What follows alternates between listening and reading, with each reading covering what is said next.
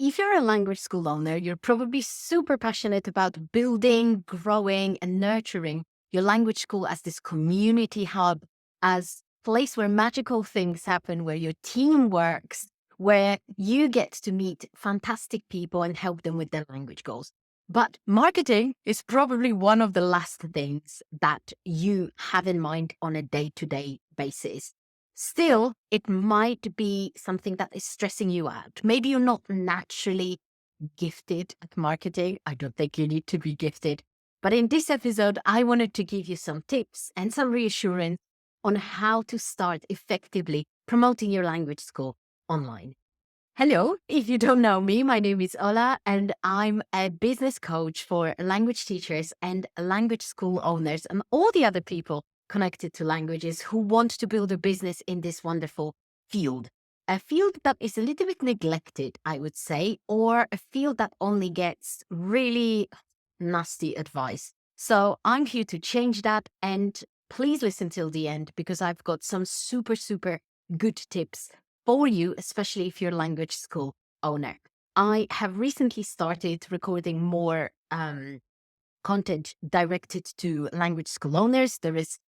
It's not by accident. There are going to be things, offers, and free opportunities for language school owners like you. So please stay tuned so I can tell you all about them. Because if you need help, I'm here to help you.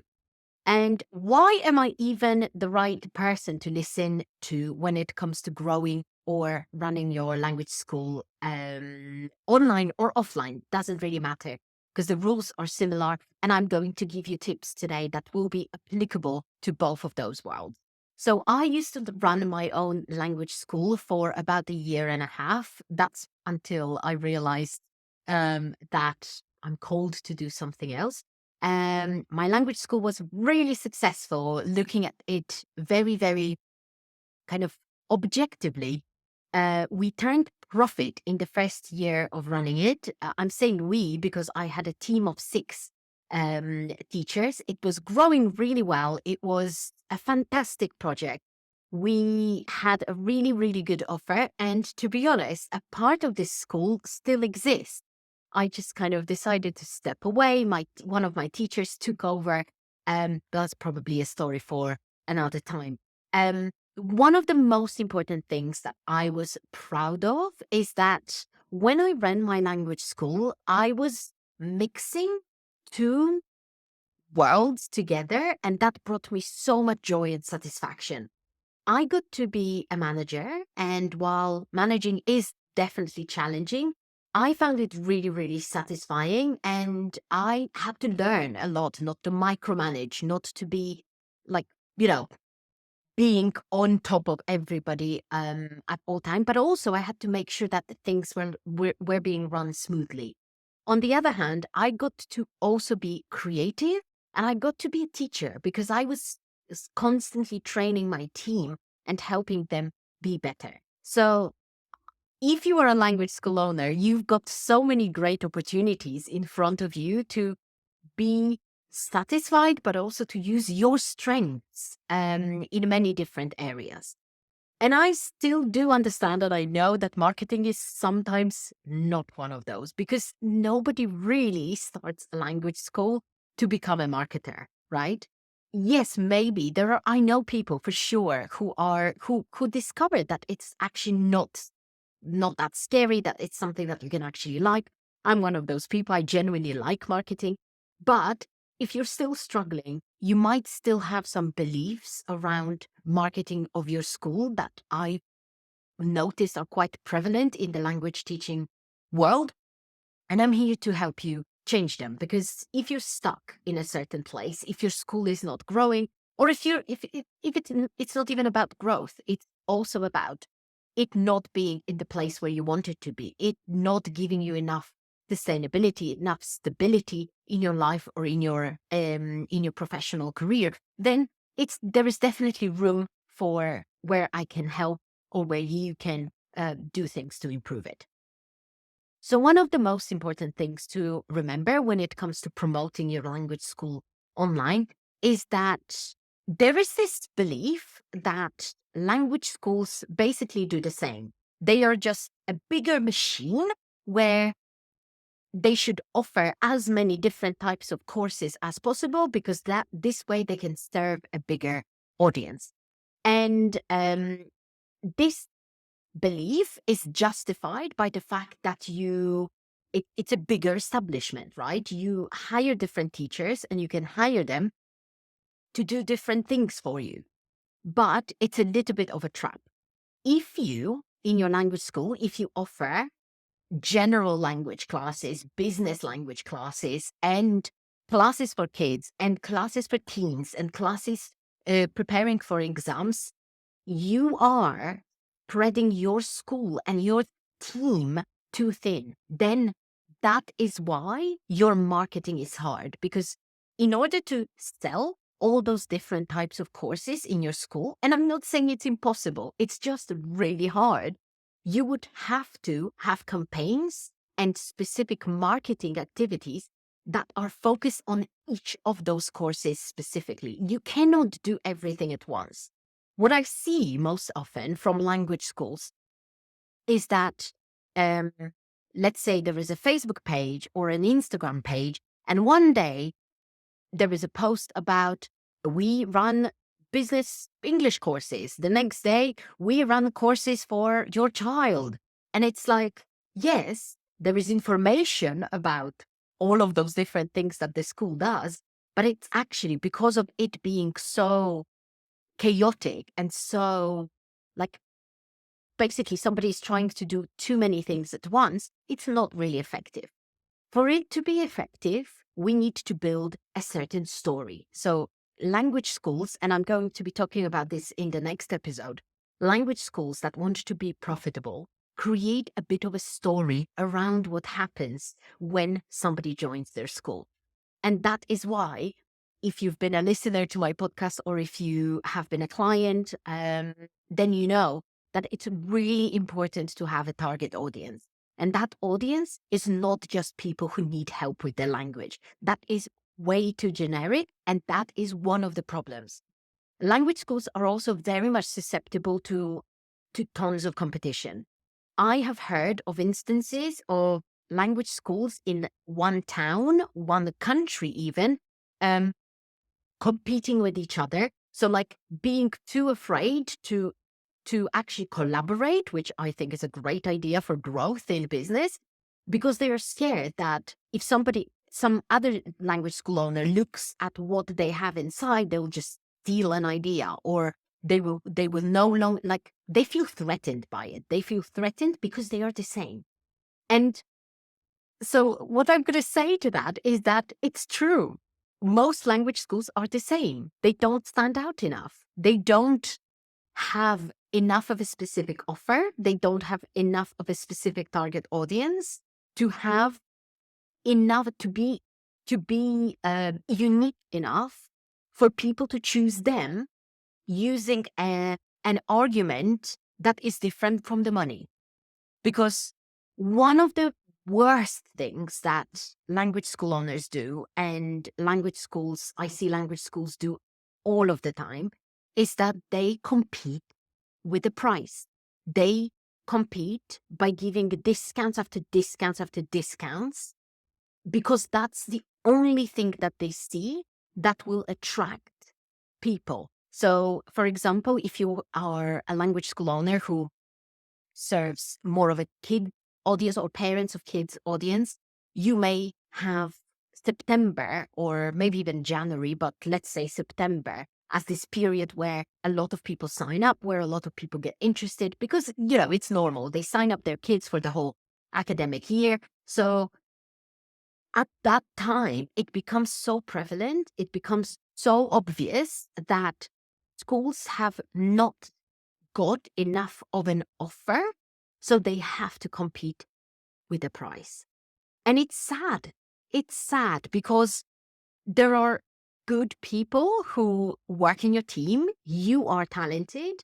And I think that discounting the prices in your school discounts your work and the effort and the passion that you have for all of that. And I don't think it should be this way. A lot of people will probably say that, but then what am I supposed to do? Am I supposed to be raise my prices? I would probably say yes, but you cannot just do it because I say so. There needs to be strategy behind it. And strategy comes from having a unique offer. So a unique offer is that thing that you create at the beginning, and from there we create everything else. We create your marketing plan, marketing strategy, and we also create a pricing strategy. So even if you're so before we even start thinking about where to promote your school, whether it is online or offline, because it literally doesn't matter, those things need to be in place. Without that, it's going to be super hard to do something that is different compared to all the other schools, especially if you're competing with big language schools in your country or in your city. You need to have something that makes you different. And I understand that sometimes people think, yes, we create things like we create a homely atmosphere, or we give everybody a personal attention. This is great. But I would say that these are things that are more part of customer service, and definitely customer service can be something that is unique about your school. But again, I would say that in order to really be successful, that point, that uniqueness needs to be much more specific. And I have seen it time and time again that the uniqueness coming from an offer, from a journey that your customer goes through when they join your school, whether they are a parent of a child that they sign up to your school, or whether they are a student themselves, if they go through a journey, then it really, really maximizes the chance of them staying for longer, but also them recommending you to others, to friends, to family, and things like that. So I would say that if you struggle with promotion of your language school, what needs to happen first is you going back to the basics. Who do you actually serve? Who is the bulk of your clients? Do a little audit. Where does most of your money come from? What kind of courses? What kind of courses sell? What kind of courses don't sell, right? The less you have actually in your school, it's like, you know what? I think I mentioned that in one of those, in one of the episodes here. Um, a language school or a language teacher cannot be a Chinese restaurant with thousands and thousands of items on the menu, because that creates confusion. If people are confused, they don't buy. They go elsewhere where it's easier, or they just don't know what to do. And a confused customer is the worst thing that can happen to you. Also, people lose trust. If you've got too much to offer, people do not trust that you can do one thing well. Unfortunately, sometimes it's subconscious, sometimes it's not something that they would even say to you, but they genuinely lose trust if there is too much on offer. So going back to those basics and thinking about who you're serving, what you specialize in, and what that offer actually is, would be my first big piece of advice. When I used to live in London, that was about nearly 4 years ago now. I worked there, and also on Wednesday evenings, I used to go to Spanish class. And I went to a Spanish language school. And the school in general worked really well. I would say, like now, from the perspective of a business coach, I would say that their offer was quite okay. I would say I would still tweak a few things if they ask me for advice. If they ever come and ask me for advice, that would be so fun. Um, because they knew who they were serving. They were serving adults, mainly English speaking people who wanted to study Spanish. There were obviously some people like me. I'm not a native English speaker, but I was kind of close enough to that area. So I was still very much attracted by their offer. And I think their marketing could have been a little bit more specific, but they were helping those people um, so that they could travel or they could achieve some business goals with their Spanish. So that was really good. And they created a bit of a community around it. I think it was a really good idea. And the school became known for that. And people who came to those classes were more or less the same people. And that is it. So that is how you make sure that marketing becomes easier. Because if you only have to attract one type of person, then it genuinely is less complicated. If you think that more offers, more types of courses makes your school more profitable, then I've got to tell you, it's quite the opposite. So that's number one. Number two is a problem that is not directly a problem with your online marketing, but it is about the role that you play very often in your school. Very often, what I see is that language school owners do way too much. I'm not saying that you suddenly have to start paying thousands to a marketing agency, because that's usually, it's like things are not either black or white. You can find a middle ground, but it means you stepping away from certain things. So I always say that if a language school owner comes to me and they say to me that they're still teaching in their school, I think that that's the first thing we need to think about. Because if you're still teaching, then I guarantee that there are areas of your business that are suffering because you are only one. If you've got a big team, perfect. Absolutely. But usually, if you already have a big team, then you probably already realized that you cannot be doing everything. So you cannot be teaching. So what I notice is that it's a bit like a vicious circle. You don't think you need people, or you don't think you can afford people to work for you. You don't think you can afford another teacher because you can't guarantee them hours. But it's actually the only way for you to start making your school sustainable. So the first thing you need to do is to look at your own task list. If teaching is still there, I think it might be one of your marketing problems, because marketing to be done well, and let's be honest, if you run a school, your main priority is to make this school sustainable and to make a safe-ish work environment for your team. So without marketing, you are not contributing to your school being sustainable.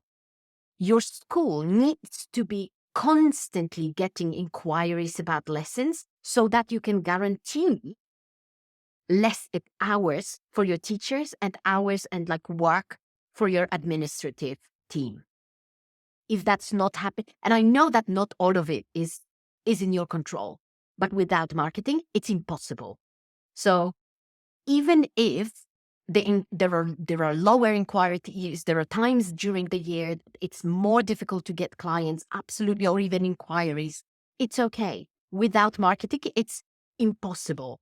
So we need to improve this area. Marketing needs to be more regular, because that is what's making it hard for you to be a better employer, basically. And you are. That's your responsibility.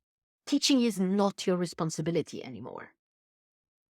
Number three is, I would say that a big trap that a lot of language schools fall into, especially language schools that work more in an academic year kind of thing, is they rest on their laurels way too often.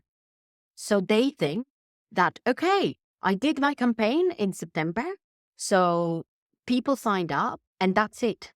Like basically I've got it covered until the next year. And that is the worst thing that you can do. What you should actually be doing is using the quieter months. So I'm using the September example, but obviously it can be a different month for you depending on the system that you work in. You need to be thinking about marketing all year round, creating opportunities that are then easier to implement for you, for your marketing to happen, right? Organizing events that raise the profile and visibility of your school, for example. You could be running webinars. You could be, so for example, let's say you run a school for children. You could be running webinars in a March that show the parents how to help their children study at home. This is a marketing activity, right? And you should be always open to new inquiries. I'm not saying you should enroll all the time. You can. We can talk about that at some other time, but marketing should be an ongoing process. So marketing is a proactive effort that you need to be considering. It's not something that you can do only when you have time, because without marketing, your school will not survive. And unfortunately, and that's my last point, a lot of people rely on word of mouth way too much. Word of mouth is great. It's a strong marketing method, but it's unreliable. It's unreliable because you don't know when somebody will recommend you, and you don't know how many people will, right? So you can always push it. You can always give people discounts for recommending your school. But at the end of the day, there is a ceiling. There is a limit to that.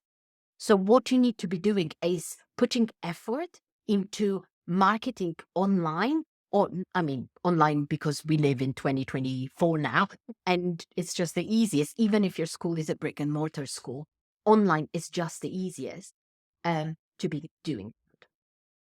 And you could use all sorts of ways. If your school is local, you could be running local ads. If your school is local, you could be collaborating with local businesses, whether they are online or offline.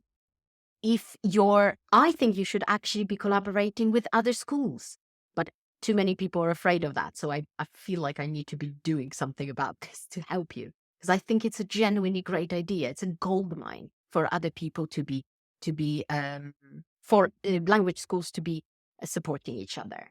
You could also be running your own social media accounts or ask for some help, not teaching people words, because people don't follow social media accounts of language schools to learn a new language, especially honestly, it's just such a shallow approach to marketing. And I'm not saying it to criticize you. It's just nobody talks about proper ways of marketing in the language world, because everybody just settled on that fast food of language bits. It's not enough. Imagine, and I know that if you're a language school owner, it's very likely that you might be running a school for children. Then those people who are watching you on social media are not children, they're their parents. So why would they need a new expression? It's just plain stupidity. It's not effective. So your language, your social media for your language school, your marketing, your content marketing should be dealing with objections that those people have as customers, rather than teaching them new language, because that's not the way forward. So I will be definitely talking more about this, so stay tuned. I also wanted to let you know that this year I'm opening to the public. There is a fantastic new program that I ran a beta edition of in 2023 called Limitless. It's a 6-month mastermind for language school owners. If you are interested, if that sounds like something that you would want to read more about, then please reach out to me and I'll be happy to talk to you, even jump on a call to see if it's a great fit. So thank you so much for listening, and I hope this has been useful. Please share it with your network of other language school owners, because I want to share more of this education, and I want to help school owners like you, right? If you feel like sharing about any other struggles that you may have in running your school, marketing your school, please do. Please send me an email at hello@olakowalska.com or a message on Instagram or Facebook, and I would be happy to help, as always. Thank you so much for listening, and I'll see you next time.